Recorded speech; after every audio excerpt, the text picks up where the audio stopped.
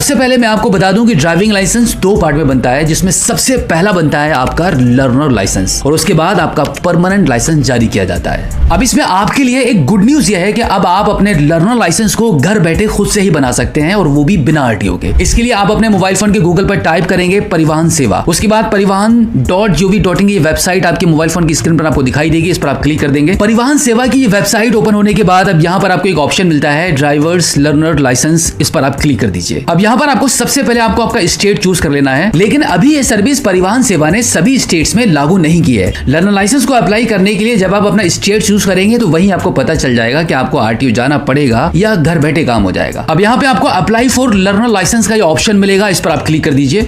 अब आप कंटिन्यू वाले ऑप्शन पर क्लिक करेंगे। अब यहाँ पर सबसे पहले आपको आपकी कैटेगरी सिलेक्ट करनी है, तो सिलेक्ट वाले ऑप्शन पर क्लिक करके जनरल वाले ऑप्शन को चूज कर लेंगे और यहाँ पर ये पहले वाले ऑप्शन पर ही टिक रहेगा इस सर्कल पर, और अब फाइनली आप इसको सबमिट कर देंगे। अब यहाँ पर सबमिट वाया आधार ऑथेंटिकेशन वाले ऑप्शन को चूज करके फाइनली इसको सबमिट करेंगे। अब यहाँ पर आपको बताया जा रहा है कि आपका मोबाइल नंबर आपके आधार कार्ड पर लिंक होना चाहिए। अब आप इसको ओके कर दीजिए। अब इतना करने के बाद अब यहाँ पर आधार वाले इस ऑप्शन को चूज कर लेंगे, यहाँ पर आधार कार्ड के नंबर को एंटर कर देंगे एंड देन जनरेट ओटीपी वाले ऑप्शन पर आप क्लिक करेंगे। अब एक ओटीपी आपको प्राप्त हो जाएगा, उस ओटीपी को आप यहाँ पर एंटर कर देंगे। फाइनली टर्म्स एंड कंडीशन के ये तीन बॉक्सेस आपको दिख रहे हैं, इन तीनों को सिलेक्ट कर लेंगे और फाइनली ऑथेंटिकेट वाले ऑप्शन पर क्लिक करेंगे। अब इसके बाद आपके मोबाइल फोन की स्क्रीन पर एप्लीकेंट डिटेल्स निकल कर आ जाएगी। अब सबसे लास्ट में आकर आप इसको प्रोसीड कर देंगे। अब देखो ज्यादा कुछ डिटेल्स यहाँ पर आपको फिल नहीं करनी होती है, पहले से सभी डिटेल्स यहाँ पर आपकी फिल है। बस यहाँ पर आपको आपकी क्वालिफिकेशन सिलेक्ट करनी होती है, तो क्वालिफिकेशन वाले ऑप्शन पर हम क्लिक कर देते हैं और यहाँ से हम अपनी क्वालिफिकेशन चूज कर लेंगे। अब उसके बाद यहाँ पर सिर्फ आपको आपका मोबाइल नंबर एंटर करना है। मोबाइल नंबर एंटर करने के बाद अब यहाँ पर आपको आपकी तहसील सिलेक्ट करनी है एंड देन आपका विलेज या टाउन सिलेक्ट करना है। तो यहाँ पर क्लिक करके आपके गांव के नाम को यहाँ से सिलेक्ट कर लेंगे। इतना करने के बाद अब अगर आपका परमानेंट एड्रेस और आपका प्रेजेंट एड्रेस सेम है तो यहाँ पर इस बॉक्स पर टिक करेंगे और फिर इसके बाद लास्ट में आकर यहाँ से आपको आपके क्लास ऑफ व्हीकल्स चूज करने होते हैं। तो सबसे पहले हम लाइट मोटर व्हीकल्स वाले ऑप्शन को सिलेक्ट कर लेते हैं और इस एरो पर क्लिक करेंगे तो यहाँ पर ये सिलेक्ट होकर आ जाएगा। इसी तरीके से हम मोटरसाइकिल विद गियर वाले ऑप्शन को भी सिलेक्ट करेंगे और यहाँ से इस एरो पर क्लिक करेंगे तो ये दोनों क्लास ऑफ व्हीकल्स यहाँ पे सिलेक्ट होकर आ चुके हैं। अब इसके बाद हमें एक सेल्फ डिक्लेरेशन फॉर्म फिल करना होता है, तो उसके लिए हम यहाँ पे click here for self declaration form वाले ऑप्शन पर क्लिक करेंगे। अब यहाँ पर आपसे कुछ सवाल पूछे जा रहे हैं, तो कुछ इसी प्रकार से आपको इन सभी सवालों का आंसर देकर फाइनली टर्म्स एंड कंडीशन को एक्सेप्ट करेंगे और सबमिट कर देंगे। इस प्रकार से सेल्फ डिक्लेरेशन फॉर्म सबमिट होने के बाद अब आप इसको ओके कर दीजिए। अब देखो यहाँ पर आपके फोटोग्राफ के लिए एक ऑप्शन दिया गया है। अगर आपके आधार कार्ड पर आपका लेटेस्ट फोटो लगा हुआ है और उसी फोटो को अगर आप यूज करना चाहते हैं आपके ड्राइविंग लाइसेंस में, तो इस बॉक्स पर आप टिक करेंगे और फिर इस कैप्चा कोड को फिल करके फाइनली इसको सबमिट कर देंगे। और अब देखो आपका एप्लीकेशन यहाँ पे एक्सेप्ट हो चुका है, इसको भी आप ओके कर दीजिए। ओके करने के बाद आप देखेंगे एप्लीकेशन आपका सक्सेसफुल यहाँ पे सबमिट हो चुका है। अब आप एक बार फिर से इसको ओके कर दीजिए। अब इसके बाद यहाँ पर आपको आपका एड्रेस और आपके आरटीओ का एड्रेस आपको शो हो जाएगा। अब आप इसको नेक्स्ट कर दीजिए। अब इसके बाद यहाँ पर आप इस कैप्चा कोड को फिल करेंगे और फाइनली सबमिट करेंगे। सबमिट करने के बाद अब आपकी पर्सनल डिटेल्स यहाँ पे निकल कर आ जाएंगी और अब आप आ चुके हैं थर्ड स्टेप पर, जो कि है अपलोड फोटो एंड सिग्नेचर। अब तक हमने अभी दो स्टेप कंप्लीट कर लिए हैं। पहला एप्लीकेशन फॉर्म फिल कर दिया है और दूसरा है अपलोड डॉक्यूमेंट्स। यहाँ पर हमें कोई भी डॉक्यूमेंट्स को अपलोड करने की बिल्कुल भी जरूरत नहीं है, क्योंकि ये एप्लीकेशन हम आधार ई-केवाईसी ओटीपी के थ्रू कर रहे हैं। अब फाइनली थर्ड वाले ऑप्शन को चूज करके प्रोसीड कर देंगे। अब देखो जैसे कि हम अपने आधार कार्ड वाले फोटो को यहाँ पे अपलोड करना चाह रहे हैं, तो यहाँ पर हमारा फोटो ऑलरेडी अपलोड रहेगा आधार कार्ड वाला। बस यहाँ पर आपको सिग्नेचर अपलोड करना है इस ब्राउज वाले ऑप्शन पर क्लिक करके। सिग्नेचर अपलोड करने के बाद अब यहाँ पे अपलोड एंड व्यू फाइल्स वाले ऑप्शन पर आप क्लिक कर देंगे और फिर अब आप देख सकते हैं सिग्नेचर हमारा सक्सेसफुली यहाँ पे अपलोड हो चुका है। अब आप यहाँ पे लास्ट में आएंगे save photo and signature image files वाले ऑप्शन पर क्लिक कर देंगे। नेक्स्ट करने के बाद अब एक बार फिर से इस कैप्चा कोड को फिल करेंगे और सबमिट कर देंगे। अब इसके बाद अगला जो ऑप्शन होता है वो आपका होता है पेमेंट करने का। अब यहाँ पे फोर्थ स्टेप पर आ चुके हैं, फी पेमेंट होनी है। इस ऑप्शन को सिलेक्ट करके प्रोसीड करेंगे।